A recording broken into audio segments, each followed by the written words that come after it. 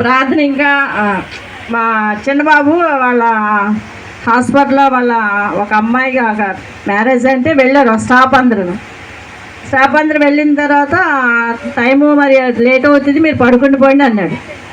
అయితే పడుకుని పోయిన తర్వాత వాడు ఎప్పుడు 2 అయిందో మరి 12 అయిందో నాకైతే టైం తెలియదు. ఫోన్ చేస్తే నేను వాడిని ఆన్సర్ చేయకుండా మా ప్రార్థనకి టైం అయిపోయింది, ప్రైజ్ లాట్ రేఖ అనేసి నేను చెప్తున్నాను. వాడు అన్నాడు, మమ్మీ తలుపు తీవా, నేను బయట ఉన్నాను, ఇక్కడే ఉన్నాను అని వాడు అన్నాడు. కానీ చూడండి అసలు అంటే మనం పడుకున్నా కూడా అంటే ప్రార్థన టైం అయిపోయిందేమో, నేను లేవలేదు, ఇంత టైం అయిపోయింది అని అసలు బయట వాడు ఉన్నాడు. ఫోన్ చేస్తున్నా, ఫోన్ తీ, నువ్వు అదే తలుపు తీవా, నేను ఇక్కడే ఉండాలన్నాడు. కానీ నేను ప్రార్థనకి రేఖ ఫోన్ చేసింది, ఏం తీయలేదు, నేను లేట్గా లేసానని అనుకుని అప్పుడు మళ్ళా కళ్ళు తెరిచి చూసి అమ్మ ఈడికి ఫోన్ చేశాడని అప్పుడు బయటకు వచ్చి తలుపు తీశానండి.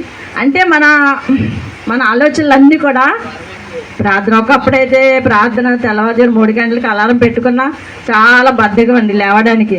చేసుకుందాంలే ప్రార్థన చేద్దాంలే అన్న ఒక బద్ధకం అండి. కానీ ఈ ఉదయకాల ప్రార్థన స్టార్ట్ చేశాక నిజంగా ఫస్ట్లో అయితే చాలా బద్ధకంగా ఉండేది, ప్రార్థన చేస్తూనే పడుకుండిపోయాం.